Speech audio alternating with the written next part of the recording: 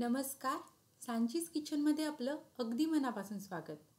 आज आपण आपल्या किचनमध्ये राजगिऱ्याची भाजी आणि ज्वारीची पोळी बघणार आहोत.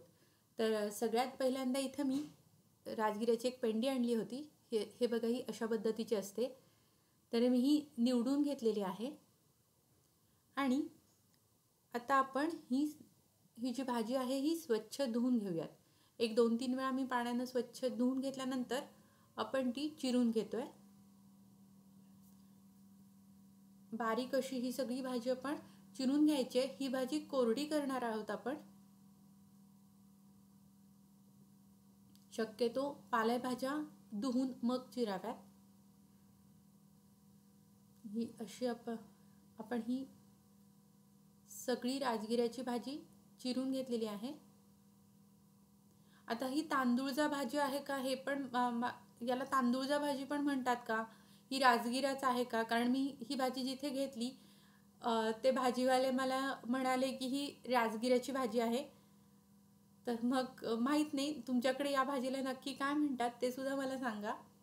तर या भाजीमध्ये घालण्यासाठी मी इथे कांदासुद्धा चिरून घेते. एक साधारण मोठा आकाराचा कांदा मी इथे घेतला आहे आणि बारीक आपण तो कांदा चिरून घेऊयात. शक्यतो पालेभाज्या आपल्या जेवणात भरपूर असाव्यात, त्यामुळे ज्या काही वेगवेगळ्या पालेभाज्या मिळतात त्या मी सगळ्या आणत असते नेहमी आणि वेगवेगळ्या पद्धतीनं त्या करत देखील असते. घरात सगळ्यांना पालेभाज्या मनापासून आवडत असल्यामुळे काही प्रश्न येत नाही.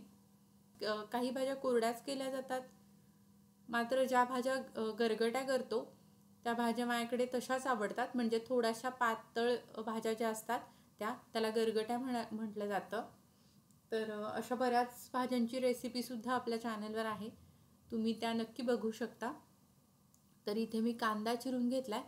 कांदा चिरून झाल्यानंतर एक टोमॅटोसुद्धा मी इथं धुवून चिरून घेते आहे.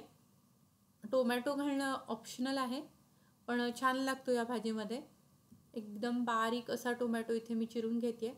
टोमॅटो हा असा या बाजूनी चिरला ना की तो पटकन चिरला जातो, एकदम बारीक बारीक चिरला जातो. बघा, तुमच्या लक्षात येत असेल. तर असं आपण कांदा आणि टोमॅटो दोन्हीही इथे चिरून घेतलेला आहे.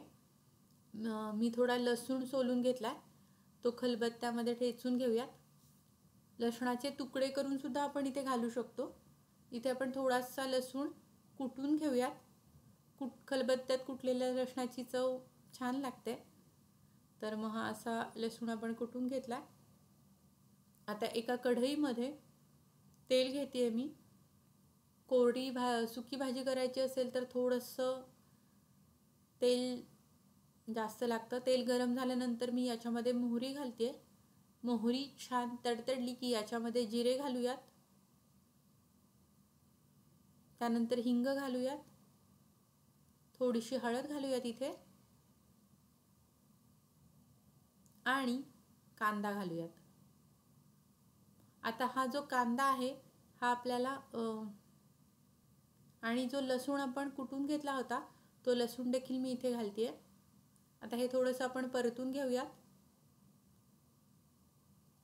गॅस बारीकच ठेवायचा आहे. अर्थात मी स्टीलची कढई वापरते तर मला बारीक गॅसवरच करावं लागतं. जाड बुडाची कढई असली तरी स्टीलची असेल तर त्याच्यामध्ये पटकन फोडणी वगैरे करपते. इथे मी थोडी मिरची ठेचून घेतली आहे. लसणाबरोबरच खरं तर ती घालायला हवी होती, मी विसरले, त्यामुळे मी एका बाजूला ती थोडीशी परतून घेते तेलामध्ये. इथे मिरचीचे तुकडेसुद्धा आपण घालू शकतो. ठेचलेल्या मिरचीची चव छान उतरते म्हणून मी शक्यतो ठेचून घेते. त्यानंतर चिरलेला टोमॅटो इथे घेते आणि थोडंसं मीठ घालूयात. आणि आता हे टोमॅटो आपण याच्यामध्ये फोडणीमध्ये परतून घ्यायचा आहे.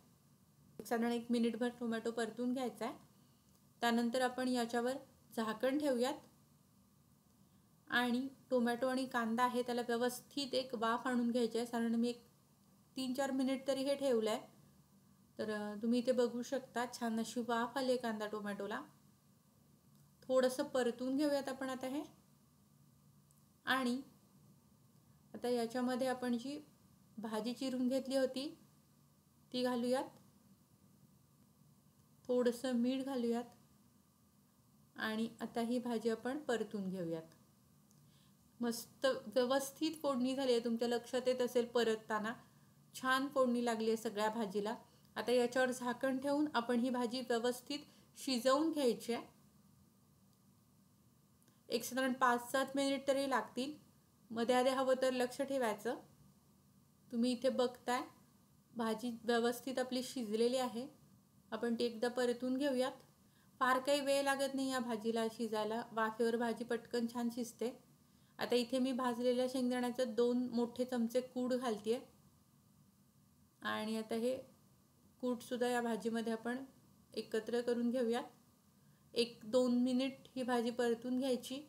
मस्त पटकन होणारी आणि छान तोंडाला ती चव मस्त येते आपल्याला जेवणात. छान लागते ही भाजी. तर तुम्ही इथे बघू शकता अशी ही आपली भाजी तयार आहे. आता आपण ज्वारीच्या पिठाची पोळी करून घेणार आहोत. त्याच्यासाठी मी कढईमध्ये पाणी घेतले आणि त्याच्यामध्ये चवीनुसार मीठ घालते. त्यानंतर इथे तूप घालते मी. तुपाऐवजी तुम्ही तेलसुद्धा वापरू शकता. आणि पाणी व्यवस्थित उकळलं की गॅस बारीक करायचा आणि ज्वारीचं पीठ इथे घालते मी. 2 वाट्या ज्वारीचं पीठ घातलं आहे. 1 ग्लास पाणी घेतलं होतं. साधारण जेवढं पीठ तेवढं पाणी असं प्रमाण घेतलं तरी चालतं. आता हे आपण एकत्र करूयात. अगदी थोडंसं कमी घ्यायचं पिठाच्या प्रमाणापेक्षा पाणी. हे आता व्यवस्थित आपण एकत्र करूयात. गॅस बारीक ठेवायचा आणि आता याच्यावर आपण झाकण ठेवूयात आणि अगदी 1-2 सेकंदामध्ये गॅस बंद केला आहे मी. थोडीशी वाफ याच्यामध्ये मुरू द्यायची. गॅस बंद केला इथे आणि असंच थोडंसं याच्यावर झाकण ठेवून द्यायचं थोडा वेळ. आता ते जे पीठ आहे हे एका परातीमध्ये घेते मी. तुम्ही बघताय ते व्यवस्थित छान असं वाफ आली आहे त्या पिठाला. थोडंसं गार झालं की ते छान मळून घ्यायचं. कोमट जसं आपल्या हाताला सहन होईल असं झाल्यानंतर मग ते मळून घ्यायचं. मळताना व्यवस्थित असं खूप मळायचं म्हणजे व्यवस्थित फुलका लाटता येतो याचा. तुम्ही बघताय मी खूप छान असं मऊ झालं आहे हे पीठ. चिकटसुद्धा झालेलं आहे. व्यवस्थित असं चिकटपणा आला या पिठाला. छान असं आपल्या हाताने ते मळत राहायचं. आता त्यातला एक उंडा घेतला आहे मी इथे. पोळपाटावर तो गोल फिरवून घेते. कोरड्या पिठामध्ये तो बुडवून घेऊन आपण लाटून घेऊयात. अगदी हलक्या हाताने लाटून घ्यायचं आहे.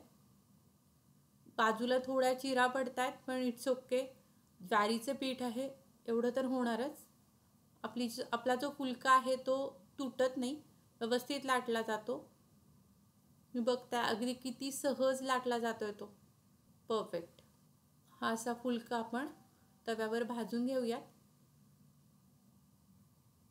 आता इथे जो तवा आहे तो मी मध्ये मातीचा तवा घेतलाय. छोटे जर फुलके असतील तर व्यवस्थित भाजले जातात त्याच्यावर. मी फुलके करायला सध्या वापरते तवा. छान असं भाजलं जात आहे. मोठी भाकरी अजून काही ट्राय केलेली नाही आहे या तव्यावर मी. फुलके मात्र करते. छान होतात, व्यवस्थित भाजले जातात. हा आता फुलका एका बाजूला भाजून झाल्यानंतर तो उलटण्याने मी पलटून घेते आणि आता या बाजूला तूप लावून घेते मी. इथे तूप किंवा तेल काहीही लावू शकता. छान तूप लावल्यामुळे छान असा मऊसूत राहतो तो. आता आपण परत एकदा हा पलटूयात आणि या बाजूला सुद्धा तूप लावून घेऊयात. असं तूप लावून दोन्ही बाजूनी छान खमंग असा हा फुलका आपण भाजून घ्यायचा आहे. तर मस्त असा हेल्दी ज्वारीच्या पिठाचा फुलका तयार आहे. आज आपण बनवलेली ही रेसिपी तुम्हाला कशी वाटली? आजची ही रेसिपी तुम्हाला आवडली असेल तर प्लीज माझ्या रेसिपीला लाईक करा, कमेंट करा, रेसिपी शेअर करा आणि सबस्क्राईब करायला विसरू नका. सांचीज किचन या आणि अशा विविध लज्जदार रेसिपीसह पुन्हा भेटूयात. धन्यवाद.